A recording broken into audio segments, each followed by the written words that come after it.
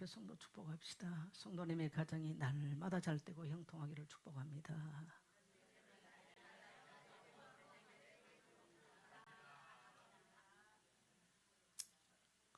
예, 한번 더 합시다. 성도님의 가정은 그리스도 안에서 복된 가정입니다.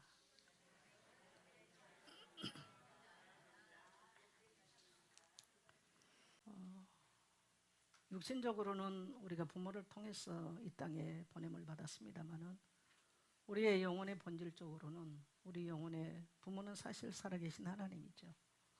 그래서 우리가 영생하는 하나님의 복을 받았다는 것은 엄청난 축복이죠. 그래서 감사한 은혜고, 또 하나는 우리에게 복음을 전해줬던 고향과 고향 교회에 대한 고마움을 항상 기억합니다.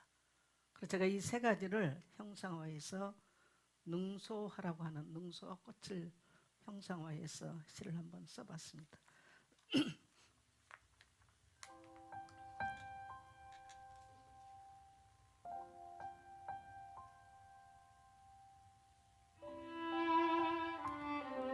제목 능소화꽃. 뒷동산 큰바위에 피어난 주황빛 꽃무리들, 어린 나는 그 앞에 마음을 빼앗겼다. 이름도 모르던 그 꽃이 내 가슴에 먼저 여름을 심어주었다.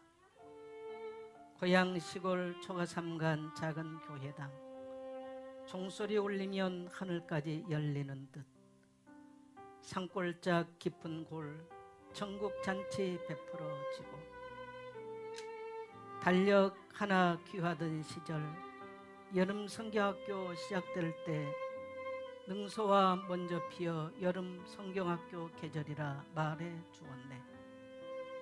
그 꽃잎 하나하나 은혜에 달력되어 내 어린 믿음을 길러주었지. 세월이 흘러 나는 먼 길 돌아왔지만 고향의 종소리가 그리워지면 나는 여전히 능수화꽃 구경 따라 길을 나선다. 그 아래 서면 사라진 줄 알았던 시간들이 다시 내려와 내 영혼 어루만지네. 꽃잎 사이에 내 어린 내가 숨바꼭질하듯 숨어있고, 그 곁에 어머니의 고단한 한숨이 기도처럼 맺혀 있네. 삼배적삼 땀배인 아버지의 긴 숨결, 침묵의 사랑으로 서 있다. 그때는 몰랐다. 그분들의 한숨이 기도였고 그 땀이 사랑이었음을. 감사합니다 란 진심 어린 고백 한마디 전해드리지 못하니 긴 세월 돌아와 때늦은 깨달음에 해완으로 자리한다. 이제야 알게 된다. 내가 자란 그 자리가 은혜의 자리였음을. 능소화는 오늘도 말없이 피어 부모님 사랑 단 한 번도 시든 적 없다 가르쳐준다. 주님 말씀하신다. 내 부모를 공경하라. 그 말씀은 내 삶의 뿌리를 기억하란 하나님의 부르심이다. 나는 70세월 걸어와 능수화 앞에서 다시 인생을 배운다. 부모님 사랑 소리 크지 않아도 자녀 평생을 살린다는 것을. 부모님 삶은 한 송이 꽃처럼 뜨거운 여름 태양 아래 능수화빛 주황으로 자기를 다 태워 나를 살려주었음을. 능수화 피는 계절이면 나는 아직도 그 사랑 그리움으로 내 가슴 설레고 있다. 오늘 나는 그 꽃잎 가슴에 안고 부모님 향해 하나님 앞에 고백한다. 감사합니다. 그 사랑으로 제가 여기 서 있습니다. 아멘. 2026년 어버이 주일을 준비하면서 어버이와 같이 내 영혼을 잉태하고 성장시킨 고향 교회와 이 땅에 존재하지 않지만 그 사랑의 품이 그리운 부모님을 생각하며 감사한 마음을 담아 이 글을 씁니다. 예, 글을 쓴 배경입니다. 여러분 공감되셨나요? 네. 제가 성장을 하면서 아까도 말했습니다마는 어버이의 은혜를 생각하면은 항상 이 세 가지가 제게 형상화된다는 것. 하나님의 은혜에 내 같은 것을 하나님은 불러주시고 하나님의 자녀로 삼아주셨구나. 이것은 나의 선택도 아니고 의지도 아니었고 전폭적인 하나님의 은혜였죠. 그리고 그 우리나라 가장 낙후된 그곳까지 복음을 전해줬던 신앙의 선조들, 또 신앙의 선배들, 그들의 거룩한 숭고한 땀과 눈물의 기도와 헌신이 있었기 때문에 오늘 나는 하나님의 자녀로 이러한 놀라운 복을 받고 살아갈 수가 있구나. 그래서 항상 이 세 가지를 형상화하면서 감사를 생각해 봅니다. 교회는 저는 이 땅의 마지막 부모 공경이라고 하는 신앙 교육을 하는, 또 부모 공경을 교육하는 마지막 교육 장소가 될 거다. 그래서 사실은 뭐 매월 5월달이 되니까 어버이 주일을 합니다마는 사실 설교를 준비하는 목사는 굉장한 많은 부담이 참 많습니다. 저는 오늘 이 자리가 여러분의 지난날 과거를 회상하고 기억하고 추억하는 그런 장소가 아니기를 바라요. 오늘 이 날이 여러분의 신앙을 일깨우고 하나님 앞에 여러분과 여러분의 가정을 거룩하게 세우는 축복의 자리가 되기를 소망합니다. 잘못하면 우리가 어버이 주인 어린이는 잘못하면 우리 지난날 과거를 기억하고 잘못하면 너무 감상해졌거나 아니면 우리가 율법적인 대로 흐르기 쉬운 이러한 저기가 되기 때문에 사실 목회자는 굉장히 많이 부담을 안습니다. 더더욱 가정을 설교하기가 오늘 이 시대는 굉장히 어려워요. 왜냐하면 사회 변화가 너무나 급격하기 때문에 굉장히 어렵습니다. 그래서 설교를 준비하고 설교를 하기 위해서 선원 목사는 많은 부담을 가지고 있습니다. 그러나 어떻든 저는 그래서 이걸 생각하면서 교회는 이 시대에 부모 공경이라고 하는 것을 교육하는 마지막 교육기관이 되겠구나. 어쩌면 우리 세대가, 목사도 우리 세대가 떠나면 과연 이러한 신앙교육과 영적인 교육이 가능할까라는 것을 질문해 보는 거예요. 오늘 우리와 또 우리 다음 세대가 오늘 하나님의 음성을 듣는 축복의 자리가 또 시간 되기를 주의 이름으로 축원합니다. 오늘 말씀의 제목은 부모 공경, 약속 있는 첫 계명. 한번 따라합시다. 부모 공경, 약속 있는 첫 계명.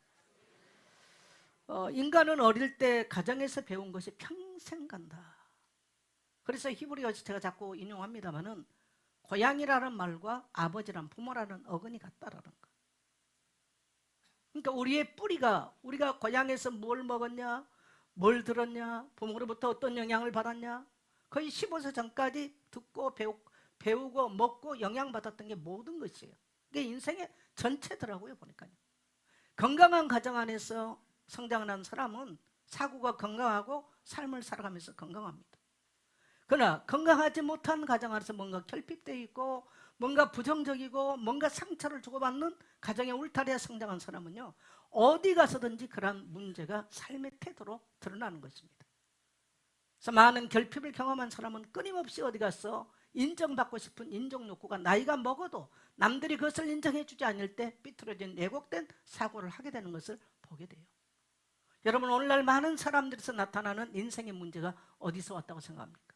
저는 드라마를 보거나 여러 가지를 보면서요, 사람들의 잘못된 그 모습들, 형태들, 또 삶, 오늘날 일어나는 많은 사회적인 문제, 거기가 보면 끝뿌리가 가정이에요. 건강하지 못했던 가정들, 또 가정 안에서 제대로 되지 못했던, 너무 율법적이거나 아니면 너무나 모방되어 있거나 너무나 결핍되어 있거나 부모의, 아버지의 포지션, 어머니의 포지션에 영향력 없는 이러한 삶을 살아버리면 성장에서도 많은 문제가 있다는 것을 보게 됩니다. 그래서 시간이 갈수록 우리가 성경적으로, 성경은 하나님 이야기하면 되지 왜 부모와 자녀와 또 가정에 대한 이야기를 왜 할까? 그러잖아요. 영적인 이야기인데 신앙은. 그럼에도 불구하고 성경은 굉장히 바울 서신에서 또 성경 전반에 있어서 많은 비중을 차지하고 있더라는 겁니다. 그래서 오늘 저는 서론적으로 오늘 여러분이 어릴 때 가정 안에서 어떤 형태, 어떤 영향을 받고 자랐다 할지라도 여러분이 그리스도 안에 돌아왔다면 몇 가지 꼭 여러분의 가정 안에 선한 영향력을 가지고 살기를 축복합니다. 오직 복음이 중심되는 가정 되기를 소망하십시오. 몇 주에 걸쳐서 제가 4주에 걸쳐서 오직 복음, 오직 제자, 오직 교회, 오직 재생산이라고 하는 4주에 걸쳐 설교를 했습니다만은 가정 안에, 여러분의 가정 안에 오직 복음이 중심되는 가정이 되지 않는다. 어떻게 사망 권세를 이기고, 어떻게 어둠의 권세를 이기고, 어떻게 영적인 문제를 이길 수 있겠습니까? 이길 수가 없는 겁니다. 그래서 사람들은요, 자기 의지와 상관없이 많은 문제와 고통 가운데 살아가는 것입니다. 여러분, 가정은 하나님이 창조의 결과물로서 주신 축복의 동산이에요. 그래서 가정은 하나님이 창조, 하나님이 설계하신 거예요. 남자, 여자, 아버지, 자녀, 하나님이 설계하신 거예요. 이 질서를 하나님이 설계하신 거죠. 그래서 가정을 통해서 하나님은 창조의 질서를 바로 보여주신 현장입니다. 그래서 우리가 믿음의 가정이 된다는 것이 얼마나 중요한가. 우상을 숭배하고 하나님 아닌 것들을 숭배하는 이 가정의 질서, 이것은 완전히 파괴된 질서거든요. 그래서 인간 자체가 파괴돼 버려요. 오늘 여러분과 여러분 자녀, 또 자녀와 부모가 함께 이 자리에 와서 예배하는 성도님들 따라합시다. 하나님 감사합니다. 저는 이 감사가 여러분의 인생이에요. 뜨거운 고백되기를 축복합니다. 여러분, 세상이 얼마나 예측 불허하게 지금 변해가고 있습니까? 여러분 자녀가 어디 가서 뭘 하고 살면 좋겠어요? 뭘 하면 여러분의 자녀가 안심이 될 것 같습니까? 돈을 잘 벌고 성공하면, 아니면 세상의 많은 사람들에게 명성과 지위를 얻으면 여러분의 자녀가 행복할 것 같습니까? 여러분, 나이를 먹어보면 볼수록 너무 그런 것들이 부질없다는 걸 알겠어요. 얼마나 부질없는가. 사람의 마음을 얻으려고 하는 것이 얼마나 부질없는가. 사람이 소유하기 위해서 땀을 흘리고 수고한다는 것이 얼마나 부질없는가를 시간이 갈수록 알겠는 거예요. 인생을 살아오면서 이 부모로부터 받은 엄청난 축복이 있었는데, 뭔가 앞을 향해서 달려오다 보니까 제가 고백한 것처럼 어느 날 부모에게요, 정말 감사합니다, 이 고백 한마디를 제대로 못하고 세월이 끝나버렸더라고요. 그래서 아마 이 땅에 사는 사람들이 부모와 자녀 관계를 생각할 때 회한이 남지 않은 사람 난 단 한 명도 없을 거라고 생각합니다.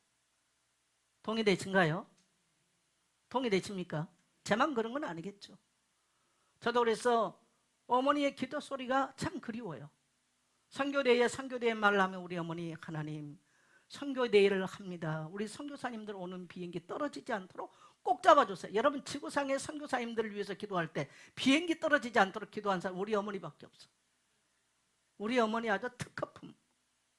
그 기도가 그리운 거죠. 그러나 우리 곁에 없어요. 제가 선교지 간다 그러면 하나님, 우리 목사님 소화 잘 못하잖아요. 먹는 것마다 소화 잘하게 해달라고. 여러분, 여기 계신 우리 성도님들이 혹시 저를 위해서 기도할 때 우리 목사님 먹는 것마다 소화 잘하게 해달라고 기도하신가요? 나는 그런 성교 별로 없을 거라고 생각합니다. 우리 목사님 말씀을 능력 있게 잘 되려고 모든 이 기도를 많이 할지 모르지만은 우리 목사님 다리가 약하니, 우리 어머니는 항상 제가 누우면요 다리부터 주물러 평생을 그러셨어. 저는 우리 어머니 다리를 단 한 번도 주물러 준 적이 없어요.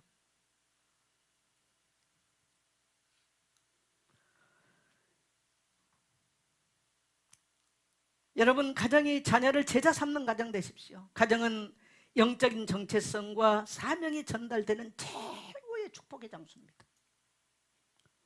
앞으로 불신자 자녀들의 교육이란 저는 하늘의 별 따기만큼 어려울 것 같아요.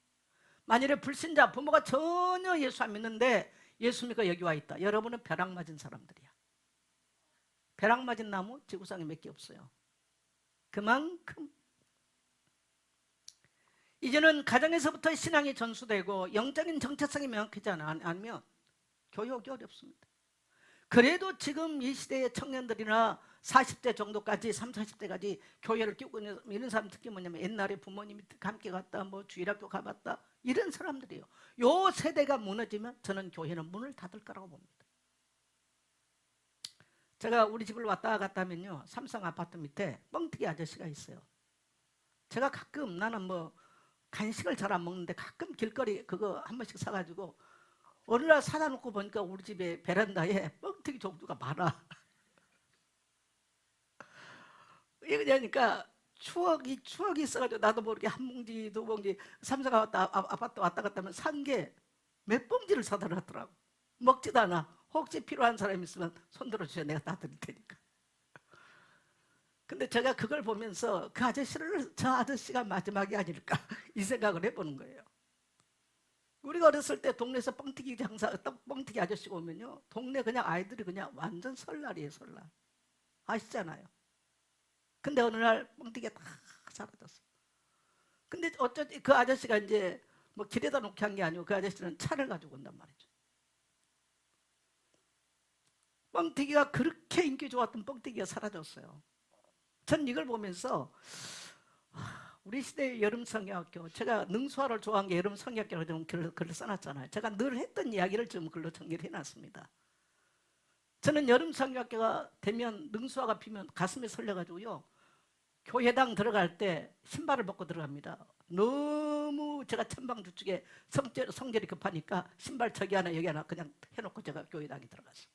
그만큼 여름 성경학교가, 이 능수화가 피는 여름 성경 계절이 저기 그만큼 설레임이었죠. 지금도 제가 설렌다고 그러잖아요. 아마 저하고 가까이 있는 분들은 알 겁니다. 제가 여름 되면 능수화 꽃 보러 다닌다는 거. 지금도 꽃 구경을 나가는 사람입니다. 교회가 그렇게 이제 점점 희귀한 곳이 되어지지 않을까. 여러분 가정에서 영적인 정체성이 전달되고 자녀로부터 사명의 길을 가는 것을 부모가 보여주고 또 신앙이 전수되는 그래서 여러분의 자녀가 믿음의 이 땅의 길을 걷는 그리스도의 제자로 삼는, 단순하게 혈통관계가 아니라 그리스도의 언약으로 맺어진 제자관계가 되기를 축복합니다. 가정은 교회의 모형이에요. 그래서 에베소서에서도 바울은 그리스도 교회에서 교회를 사랑한 같이 남편들은 아내를 그렇게 사랑하라. 여러분, 창조의 결과물은 가정입니다. 그래서 하나님이 가정을 세우시고 남자와 여자를 세우시고 또 부모 되게 만드시고 가정의 제사장으로 세웠어요. 창조의 결과물이에요. 주님의 십자가 사역의 결과물은 교회인 것입니다. 십자가를 통해서 재창조를 이루신 것이 바로 교회 사역이죠. 그래서 같은 의미예요. 같은 의미. 그래서 가정은 교회의 모형이에요. 제가 싱가포르 선교사님들이 얘기하던 중에 참 이렇게 가슴이 지금도 뭉클한 이야기를 들었어요. 회에 나가서 사역하기 힘들잖아요. 더더욱 회에서 한인 목회한다. 굉장히 어려운 겁니다. 그냥 선교제는 차라리 쉬워요. 이 한인 목회 현장은 굉장히 어려운 겁니다. 아들 수호가 하는 말이 가정 같은 교회가 되게 달라고 기도를 했더니 어느 날 가정이 교회같이 돼버리더라는 거죠. 그래서 자기는 성장을 하면서 나이가 어리면서도 그러니까 완전히 가정생활 자체가 교회가 되면서 너무 힘들었다. 아빠는 목사로서는 자기는 100점 준다. 근데 아빠로서는 빵점이다. 그런 이야기를 하면서 사모님이 그런 얘기를 하더라고요. 나는 어릴 때부터 예수 믿고 내 평생의 최고의 가치가 교회였다. 근데 작년에 교회 법인을 폐쇄를 시켰거든요. 싱가포르는 교회 법인이 폐쇄되면 모든 목사나 모든 것들이 없어요. 그래서 비자가 다 취소되는 거예요. 하나님 앞에 하나님, 나는 내 평생의 모든 것의 최우선순위가 교회였는데 이 질문을 계속하면서 너무나 마음이 아프다. 그분이 힘든 표현을 잘 안 하는데 그 표현을 하는데 제가 굉장히 마음이 뭉클하게 계속 여운이 남더라고요.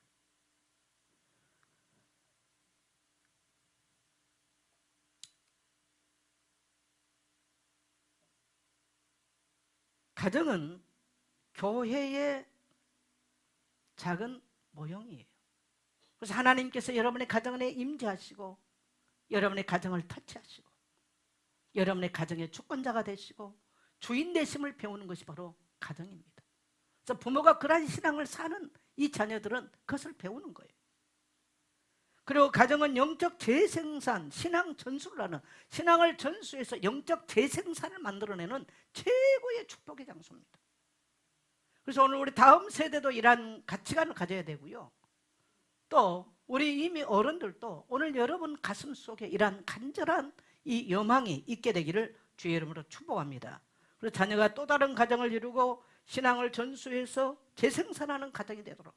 여러분, 유태인들이 2000년 동안 세계 유리함에 방황했지만 그들이 이제 뭡니까? 시오니즘 운동을 통해서 이스라엘을 회복했잖아요. 어떻게 그게 가능합니까? 그들은 첫째는 철저하게 세마 교육을 통해서 신앙 전수했어요. 그리고 그들은 철저하게 그들의 히브리 언어를 전수했어요.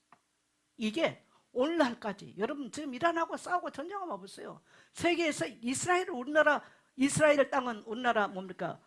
강원도 정도밖에 안 됩니다. 그러나 누구도 이스라엘 땅을 절대로 무시할 수 없습니다. 그만큼 강력합니다.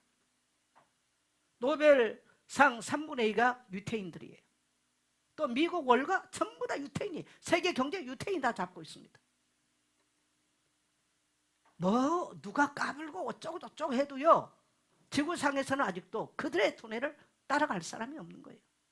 여러분, 2000년 동안 흩어졌다가 어떻게 그 땅을 회복하고 어떻게 그들의 정체성을 가지고 살 수 있겠습니까?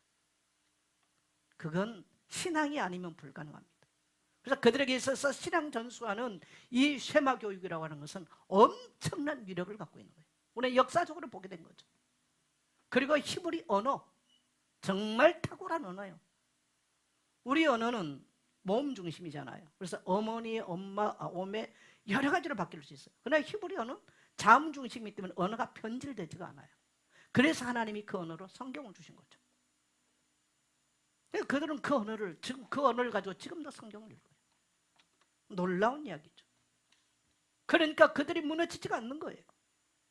저는 우리 성도님들의 가정이 이러한 명확한 신앙 전수를 통해서 그야말로 언약의 재생산이 일어나는 그런 믿음의 가정 되기를 주의 이름으로 축원합니다. 우리가 오늘 본론에 가서 예배서 6장 1절 같이 갑니다. 시작. 자녀들아, 주 안에서 너희 부모에게 순종하라. 이것이 옳으니라. 네. 가정 안에서 뭐 하라? 부모에게 순종하라. 그래서 첫째는 뭐냐면 순종에 대한 이야기예요.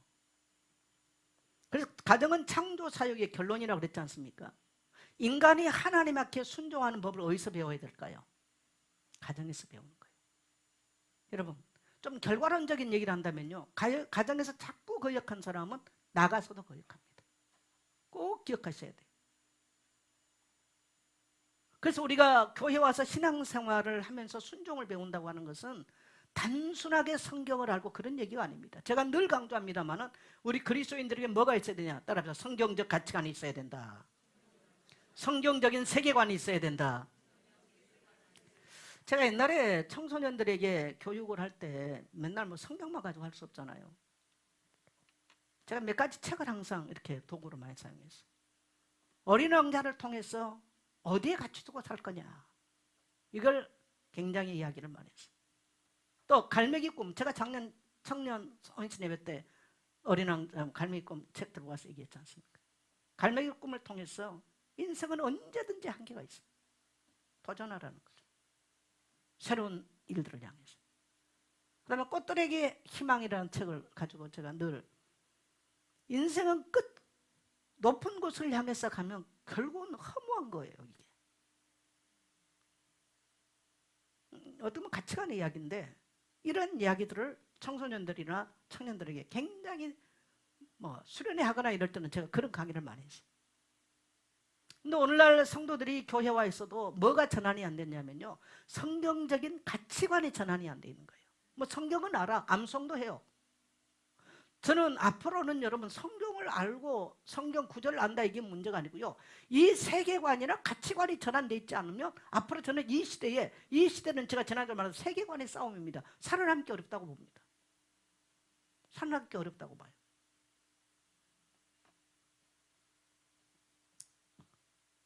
그래서 가정 안에서 이 창조의 주체가 되신 하나님께 순종하는 법을 부모를 통해서 배우는 거죠.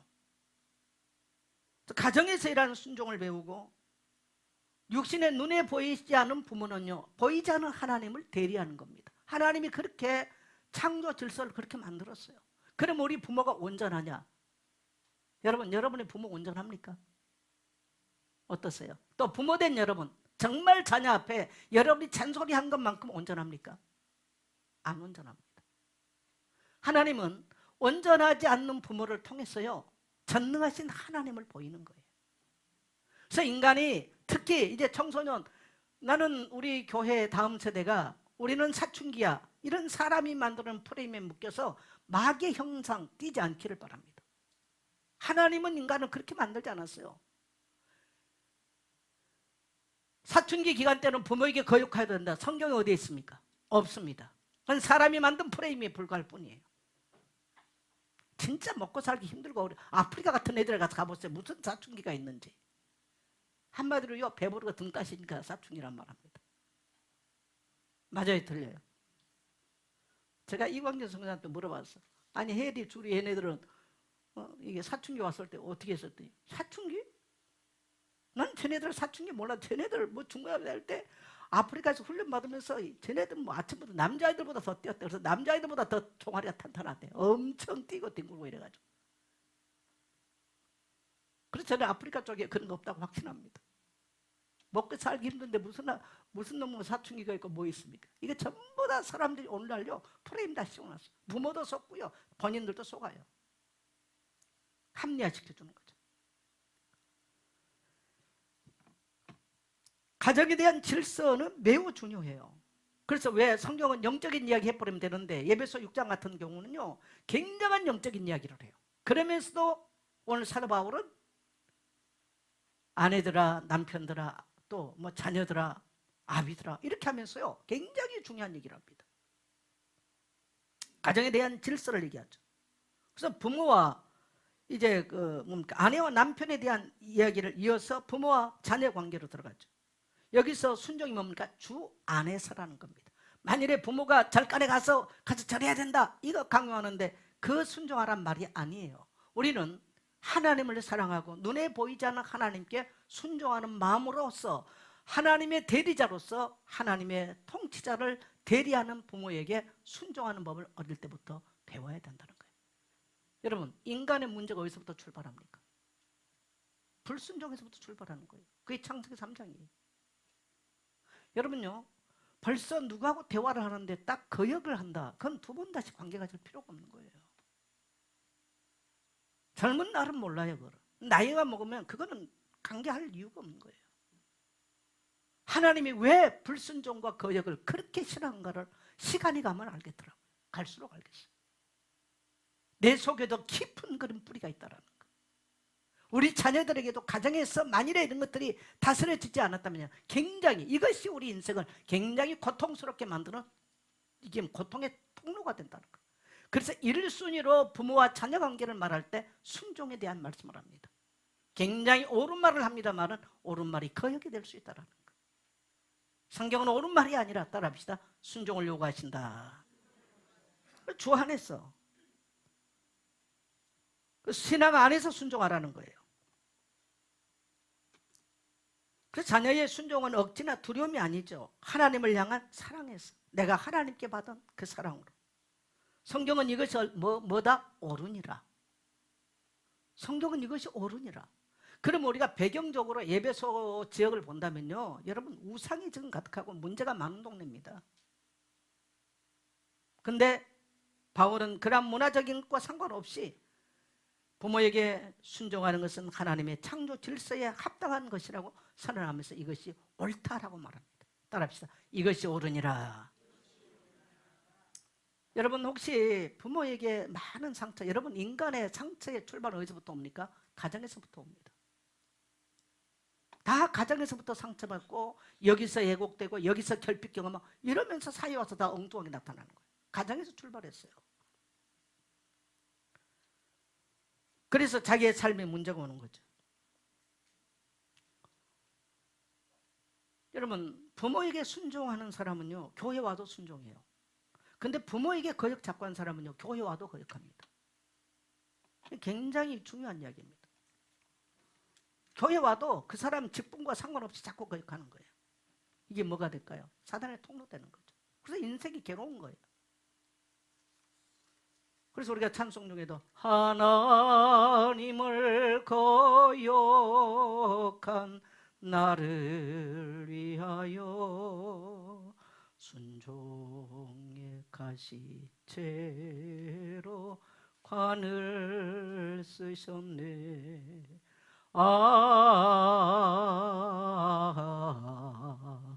주의 사랑 깊고 크셔라. 내 영혼의 파도처럼 메아리쳐 온다. 인간의 문제가 뭐예요? 하나님을 거역한 거예요. 그래서 성경은 인간과 관계에서 말씀을 할 때 순종을 가르칩니다. 우리 다음 세대들이요, 가정에 돌아가거든 부모에게 순종하기를 축복합니다. 주 안에서. 또 오늘 여러분 교회 안에서, 교회 질서 안에 순종할 수 있게 되기를 주의 이름으로 축원합니다.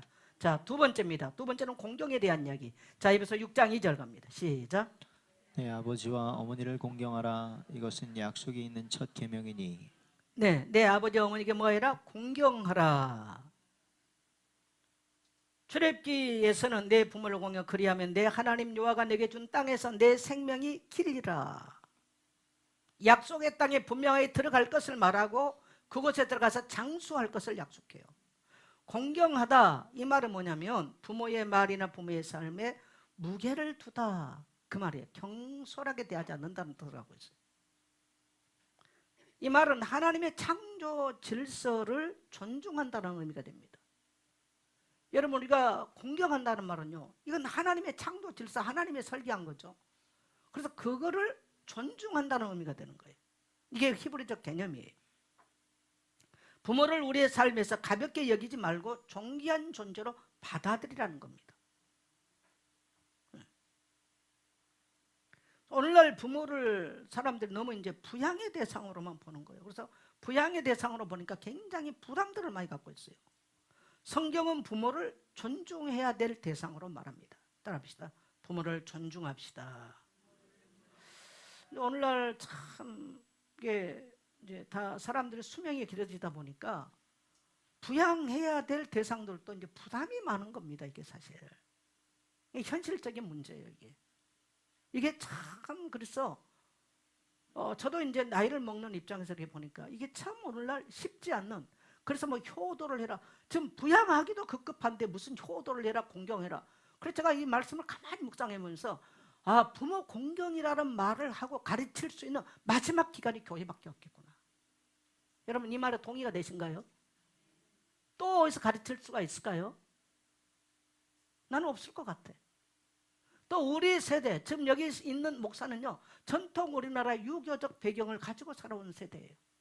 그래서 부모에게 효도해라, 이거는 교회에서 안 배웠어도요, 엄청 가정으로부터 있는 것들을 이미 몸에 밴 사람들이에요. 그런데 사실 부모나 가정에서부터 배운 것보다 저는 어린 시절부터 교회에서 배운 게 훨씬 많았다라는 거. 부모의 존재에 대해서 훨씬 깊게 교회를 통해서 배웠어요. 그러니까 인간이 뭔가를 배운 거죠. 이게 얼마나 감사한지 모르겠어요. 왜 그렇습니까? 우리는 성경을 통해서 부모를 존중해야 될 이유가, 부모는 우리에게 은혜의 통로였습니다. 여러분의 부모가 못났어도 잘났어도 오늘 여러분이 이 땅에 주어진 것은 누구를 통해서? 부모를 통해서 주어졌죠. 따라합시다. 부모는 은혜의 통로였습니다. 그것을 깨닫기가 너무나 긴 세월이 왔어요. 부모가 온전하기 때문에 은혜에 감사한 게 아니에요. 여러분, 이 땅에 제가 늘 말하지, 온전한 놈 없나니 하나도 없다. 우리 부모도 온전한 인간 하나도 없어. 부모의 허물을 다 우리가 까발리면요, 저는 그러면 여기 있는 우리는 그러면 온전합니까? 목사는 온전한가요? 안 온전해요. 목사가 만일 온전해서 설교한다면 저는 여기 못 씁니다.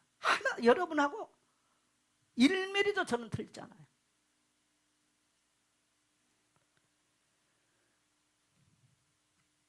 부모 역시 불안정한 존재죠. 그러나 그 불안정한 부모를 통해서 우리가 세상에 보내심을 받았다라는 것.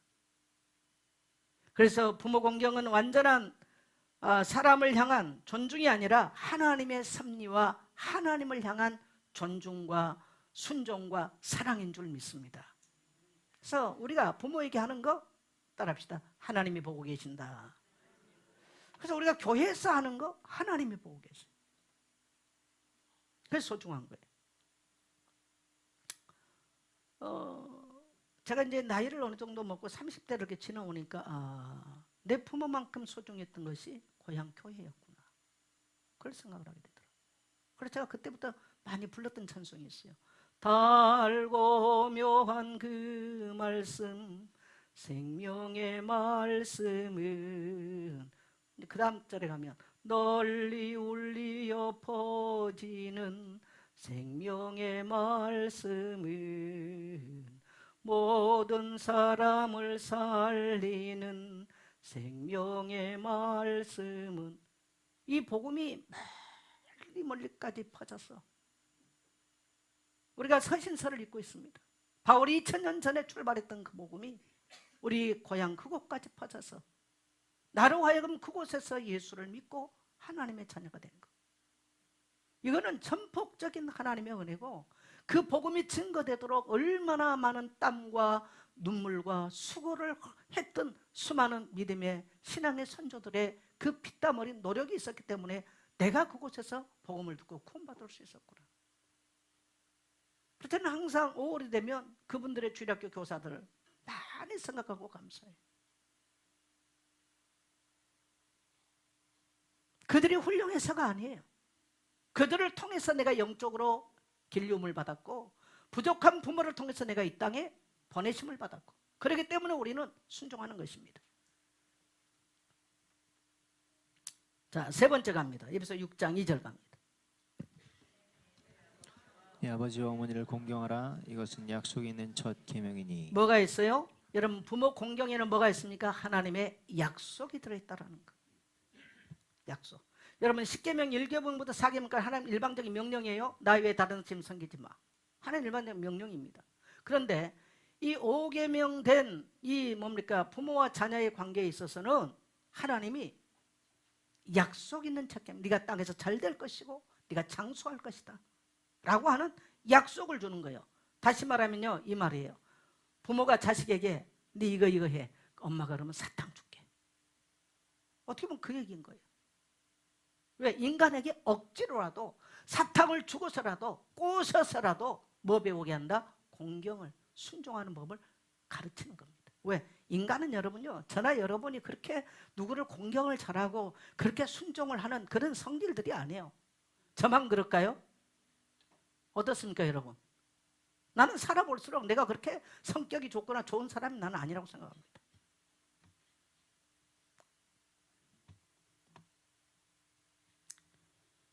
왜 그렇게 성경은 이것을 약속을 부여했을까요? 가정이 바로 서야 뭐가 바로 서요? 사회가 바로 서는 거예요. 여러분, 대통령이든 뭐 정치인이든 가정에서부터 문제 있는 사람들이 나와서 뭐 하면 물론 개천에서 욕난 거 좋아요. 근데 보면은 꼭 왜곡돼 있어요. 여러분 가만히 봐보세요. 여러분 영화나 드라마 가만히 심리적으로 한번 봐보세요. 또 쭉 지나왔던 왕들 한번 봐보세요. 여러분 우리가 열왕기상 역대상을 읽으면요 재밌는 게 나와요. 남유다 왕들을 말할 때 첫째, 지명이 어디, 어머니가 어디 출신이냐, 예루살렘 출신, 무조건 이 왕은 훌륭한 왕이야. 맞죠?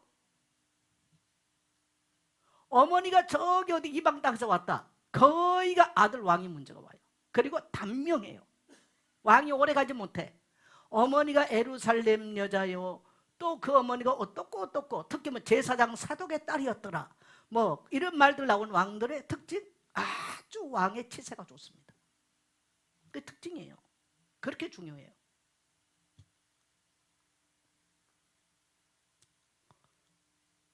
여러분 어떤 어머니, 어떤 부모, 어떤 가정에서 자랐냐, 그러니까 쉽게 말하면 가정이 어떤 형태를 띠고 있냐. 그래서 옛날에 우리 말이 가문을 본다, 여러분 틀린 말 아닙니다. 굉장히 중요한 얘기라고 봅니다. 왜? 핏줄을 타고 가정 가문 안에 문제 그대로 전달되거든요. 핏줄 타고. 정말 우리가 예수 안에 돌아와서 이러한 것들을 넘어서고 정말 영적으로 이러한 영적인 문제를 끊어내지 않는 이상 정말로 이기기가 어렵다. 나는 그걸 나이를 먹고 보면 볼수록 알겠어요. 가정이 바로 서면 사회가 바로 서는 거예요. 또 믿음의 다음 세대로 이어지기가 쉽습니다. 부모를 공경하는 것은 자연스럽게 뭐가 나와요? 감사가 나와. 부모님 감사합니다. 또 관계를 배우는 거예요. 사랑 관계를 어떻게 할까? 또 오늘날 사람들 다 말로 하려고 그러잖아요. 여러분 말이 하려 하고 부모님 이건요 절대로 진실성 없습니다. 저는 우리 그리스도인들이 배제해야 될 부분이라고 생각해요. 그리고 이런 가정에서 부모가 하나님을 경외하는 모습, 이렇게 뭡니까 감사한 생활을 살고 있고 삶으로 준비되고 또 물질로 준비하고 이런 모습을 보면요 자녀도 그렇게 살아요. 말로 어디 가서 때우고 이거 하지 않아. 그렇게 경박하게 살지 않습니다. 그래서 우리는 가정을 통해서 하나님을 경외하는 것을 배우는 거죠. 그래서 하나님은 이 계명을 특별하게 강조한 겁니다. 약속 있는 첫 계명. 따라합시다. 약속 있는 첫 계명. 그래서 여러분 보세요. 순종, 공경, 약속 이런 단어가 지금 나열되는 거예요. 그 다음에 자, 네 번째 잘됨에 대한 얘기를 합니다. 약속에 대한 얘기가 잘됨에 6장 3절 갑니다. 시작. 이로써 네가 잘되고 땅에서 장수하리라. 여러분 이 땅에서 잘 되려고 사람들은 별짓 다 하잖아요. 또 오래 살려고 별짓 다 해요. 근데 오늘 이 계명 안에는 그냥 두 가지를 다 줘버렸어. 오늘날 사람들이 너무너무 좋아한 거. 첫째 뭐다? 잘 된다. 두 번째 뭐다? 오래 산다. 아니 이거 뭐 이보다 더 큰 복이 어디 있어요?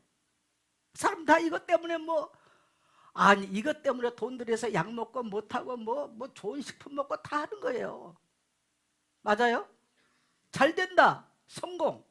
이꼬르 부와 재물이 따라온다는 얘기인데 이것 때문에 사람들은 영혼도 파는데 오늘 성경은 영혼 팔지 않아도 부모에게 순종하고 부모 공경하며 이 두 가지 하나님은 인간을 너무 잘 알고 계세요. 인간은 이 두 가지를 너무 좋아한다고 알고 계신다니까요. 그래서 하나님께서는 이 두 가지를 딱 약속을 해놓고 네 부모 공경해 이걸 하는 겁니다. 우리 강대중 원사님처럼 20년 부모님 지금 어머니 치매 걸려가지고 누워서 다 대소변 받아내는 어머니 20년쯤 하는데 잘 되고 권사님 제일 오래 사시기를 축복합니다. 이로써 내가 잘 되고 땅에서 장수하리라. 우리 다음 세대들이요. 여러분 저야 가정이 없으니까 이런 말 따뜻하게 해도 아무 문제가 없잖아요. 여러분의 부모에게 정말 순종하는 삶을 전하십시오. 그러면 교회 생활도 또 사회 나가서 여러분 아버지 부재, 아버지 거역은요. 제가 이게 이제 심리학적으로 이것도 접도도 얘기를 했습니다만은 저 사람이 어디 가서 꼭 상사에게 거역을 하고 말 거역한다. 그거는요. 그 사람 뭐냐면 뿌리가 아버지 거역한 것을 갖고 있어요. 왜 아버지 부재예요. 그게 심리적으로 나와요. 인간은 5가지 뿌리. 옛날에 제가 수련회 때 많이 다뤘지 않습니까? 굉장히 중요합니다. 어디 가서든지 그렇습니다.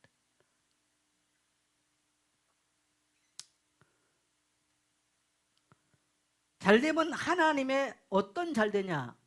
여러분 돈은 많이 버는데 인생이 뭔가 이상하다. 그러면 안 돼요. 그래서 우리가 신앙생활을 해보고 나이를 먹어보면 볼수록 잘된다는 건 뭐냐? 하나님의 보호와 평안함과 형통인 겁니다. 따라합시다. 하나님의 보호와 평강과 형통이다. 뭐가 안 되는 것처럼 보이고 별거 없는데 삶이 형통해. 그리고 뭐가 위기를 만난 것처럼 보이는데 하나님의 보호하심이 있어. 또 늘 보면 평강을 누리고 살아. 여러분 소유에 대한 이야기보다 더 중요한 이야기예요. 맞죠? 소유보다 중요한 것은 내 모든 삶에 내가 자고 눕고 깨는 것에 하나님의 보호가 있다면 얼마나 여러분 평강합니까? 나이가 먹어볼수록 아침에 눈을 뜨고 저녁에 눈을 감을 때 평강이 최고더라고요. 그래서 예수님께서 부활하신 이후에 제일 먼저 뭘 약속했어? 평안하라. 내가 너에게 뭘 준다? 평안을 주노라. 예수 믿고 우리에게 주신 축복입니다 이게. 근데 하나님이 부모를 공경할 때 더불어 여러분 부모와 이미 갈등 관계 구조가 놓여 있다. 얼마나 불편합니까? 이미 이 사람은 세상을 살면서 평강을 경험하기가 힘들어. 항상 뭐가 내면의 결핍을 경험해요. 얼마나 불쌍합니까? 그러니까 어디 가서든지 남에게 인정받고 싶고 늘 그래서 그것 드러내는 거예요. 그런데 이것이 만족된 사람들은요, 어디 가서 남에게 남이 나를 거기에 별로 신경 쓰지 않아. 그걸 평강해요. 저는 우리 모든 성도님들 평강하기를 축복합니다. 형통하기를 축복합니다. 뭘 하는데 그냥 안 되는 것처럼 보이는데 그냥 쑥쑥 그냥 형통하게 가는 거야. 네. 돈도 없는 것처럼 보이는데 어디 가도 잘 남에게 베풀어. 뭐가 돈 벌는 것처럼 보이고 힘쓰는 것처럼 보이는데 항상 지갑은 닫혀있고 뭔가 보면 삶은 형통한 것 같지가 않아. 여러분 이건 축복 아니에요. 맞아요? 할렐루야. 왜 별로 이렇게 그 다음에 히브리적 개념에서 이제 우리가 그렇게 표현할 수 있고요. 장수는 뭐냐면 단순하게 오래 산다는 것이 아닙니다. 하나님의 보호 가운데 질병이 우리를 엄습해도 질병을 넘어갈 수 있고 우리 인생의 문제와 곤란이 와도 우리가 이길 수 있는 힘이 있는 거예요. 그래서 우리가 따라합시다. 넉넉하게 이긴다. 이런 삶을 사는 거죠. 그래서 부모를 공경하는 삶은 삶의 뿌리가 건강합니다. 여러분 부모에게 순종을 하고 부모를 공경한다는 말은 이미 그 사람의 삶의 뿌리가 건강한 거예요. 삶의 뿌리가. 여러분 나무가 뿌리가 썩어 있다. 그러면 어떻게 될까요? 나무가 얼마 못 가서 자꾸 병들고 죽어요. 근데 뿌리가 건강하다. 여러분 부모와 이런 애착 관계나 이런 모든 것들이 건강한 사람은요 굉장히 당당해요. 어디 가서도 남에게 굳이 자기를 알고 이거 하려고 자기를 드러내 이렇지 않아. 근데 이게 안 된 사람들은 이게 건강하지 않기 때문에 늘 힘들어요.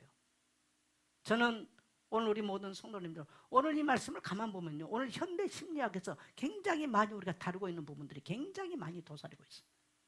굳이 심리학을 말하지 않아도 굉장히 중요한 것들을 다루고 있다는 거예요.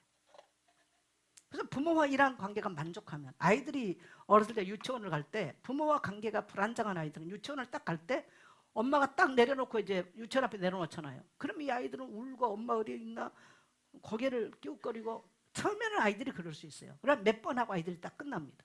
엄마 안녕 빠빠이 하고 딱 가는데 이게 안 된 아이들은 유치원 가서 하루 종일 우는 거예요. 선생님들이 이제 힘들어. 이거는 부모와의 관계 이야기예요. 그러니까 늘 불만족스럽고 늘 결핍되어 있는 거예요. 그래서 우리 자녀를 키운 부모님들은요 어렸을 때 자녀에게 이런 만족감을 줄 수 있는 이 관계 형성이 굉장히 중요해요.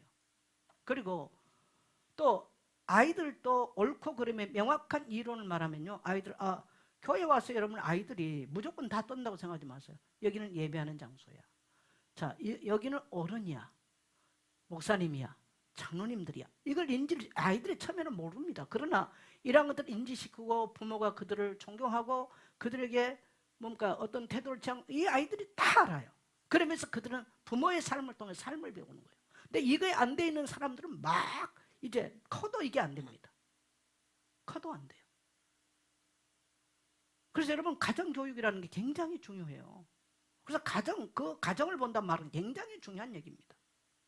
가정이 훌륭하다 이런 얘기가 아니에요.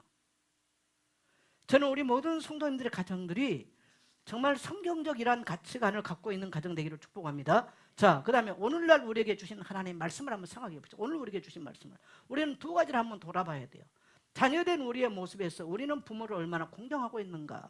사실 나도 부모를 잘 공경한 사람은 아니에요. 부끄럽죠 사실은. 그래서 말로서 상처 두고 마음으로 무시하고 시간을 아끼며 예면하고 오늘날 이제 참 사회가 이게 보니까 어떤 사회로 되어 있냐면요 목의 중심 사회로 되어 있어요. 딸을 낳으면 비행기를 타고 아들을 낳으면 니아카 탄다네. 내가 이 말을 들을 때 딱 생각나는 집이 있습니다. 우리 최재원의 가정. 오늘 재호야 잘 듣거라. 목사님이 살아있는 날 동안 엄마 아빠를 니아카를 태우면 나는 너를 교회에서 퇴출을 시킬 거다. 알겠지? 이게 참 여러분 우리가 좀 웃고 있는데 정말 정말 씁쓸한 얘기예요. 다 아들 낳았을 때 얼마나 좋아했어요? 윤석열 권사님 아들 너무 좋았죠. 근데 그 아들들이 어느 날 니아까 태운다니까. 그래서 우리 또 영권사님네 집에 내가 생각나더라고. 거기도 아들만 둘이야. 니아까 혹시 어제 안 타고 다닙니까? 난 멀리 있는데 잘 모르겠는데 강령수 닮은 딸만 셋이네. 비행기 많이 타시겠네 장군이. 네. 어찌하여 우리 한국 사회가 이런 말이 참 이런 말들이 돼버렸는지 이게 서글픈 얘기입니다. 아니 뱃속의 자녀를 내 마음대로 만들 수도 없고 어떻게 해야 돼요? 우리 모든 여자들 들으십시오. 하나님의 말씀을. 여러분의 남편의 부모도 여러분의 부모라는 거. 아멘. 아니 이건 여자들에게 문제가 있는 거예요. 왜 시부모는 니아까 태우고 자기 부모는 비행기 태웁니까? 이게 여자들에게서 난 이야기인 거죠. 이게 세상에도 뭐 나는 니아까 타고 다니는 사람 안 봤습니다만 말이 그러니까 나는 우리 교회 안에서 정말 없기를 바랍니다. 따라합시다. 모든 부모는 소중하다. 또 남자들도요. 여러분 남자들도 저같이 부모님 아내의 부모님 여러분이 사랑하는 아내의 부모다 소중한 거예요. 그런 인식을 가지고 와야지. 뭐 요즘은 뭐 시어머니가 뭐 반찬 해가지고 오면은 며느리들이 아예 그냥 아파트 올라오지도 못하게 만들고 경비실에 놓고 가게 만든다. 그러니 여러분의 부모의 가슴에 탄식이 나온다. 그걸 하나님이 듣고 있다는 걸 아셔야 돼요. 여러분의 어머니의 아픔과 여러분의 아버지의 탄식을 하나님이 듣고 계신다는 거. 누가 들어? 하나님 들어요. 모든 며느리들 깨닫게 되기를 축복합니다. 아멘. 그래서 부모에게 나 시간 없어요? 온갖 짓은 다 하면서 돈 없어요? 자기들 할 것 다 하면서 여러분 그렇게 하지 마세요. 꼭 우리 정말 여러분이 하나님의 백성이 맞다면 그래서 우리가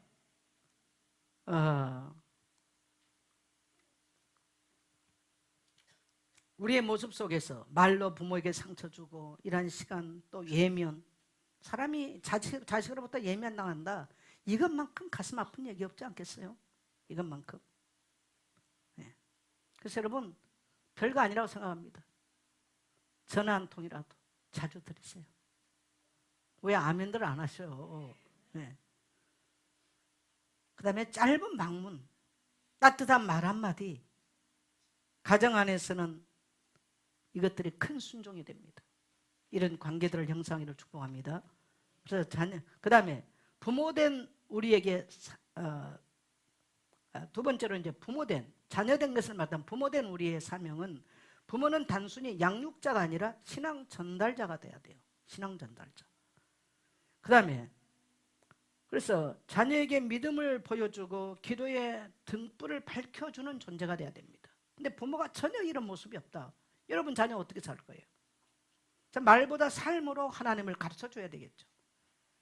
그래서 어버이 주일은 과거를 추억하는 날이 아니라 오늘 순종을 결단하는 날 되기를 축복합니다. 제가 서론적으로도 어버이 주일이 자꾸 과거 뭐 회상하고 우리 눈물 짜고 이게 아니라 눈물 백날 짜봤자 그 눈물은 악어의 눈물일 뿐입니다. 아무 의미가 없어요. 오늘 여러분의 삶에서 결단했기를 축복합니다. 제가 가정에서 가르쳐야 될 성경 구절을 한 10개 정도를 좀 뽑아놨어요. 제가 이건 읽지 않겠습니다. 여러분 읽으면서 가정이 어떤 가정이 되어야 될 건가를 성경을 통해서 교훈되기를 축복합니다.